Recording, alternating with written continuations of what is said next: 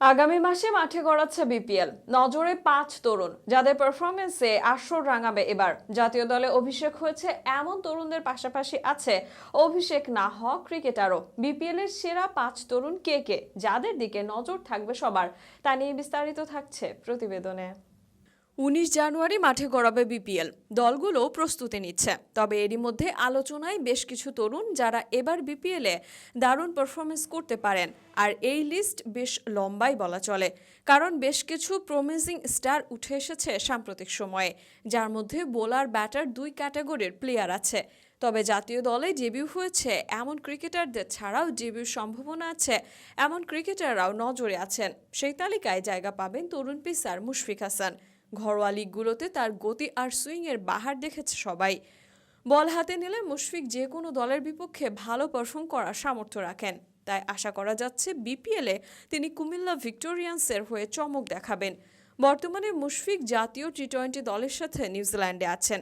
জাতীয় দলের জার্সি গায়ে মাঠে পারফর্ম করছেন এমন বোলার যিনি এবারের আসরেও চমক দেখাতে পারেন। এই কথা বললে সবার আগে নাম আসবে তানজিম সাকিবের। বিপিএল দিয়ে জাতীয় দলে এসেছেন, আবার বিপিএলেই তার সেরা পারফরমেন্স করার সম্ভাবনা প্রবল। বল হাতে দিনকে দিন যেন অপ্রতিরোধ্য হয়ে উঠছেন এই পেসার। সর্বশেষ ওয়ানডে ম্যাচে হয়েছিলেন ম্যান অব দ্য ম্যাচ। আসন্ন বিপিএলে সিলেট স্ট্রাইকার্সের হয়ে মাঠ মাতাবেন এই তরুণ পেসার। তার পারফরমেন্সের ঝলক দেখতে মুখিয়ে আছে সবাই। সিলেট এক্সপ্রেসের বলে ভ্যারিয়েশনের অভাব নেই। স্লোয়ার বাউন্স সুইং গতিতে প্রতিপক্ষকে বিস্মিয়ে তুলতে পারেন।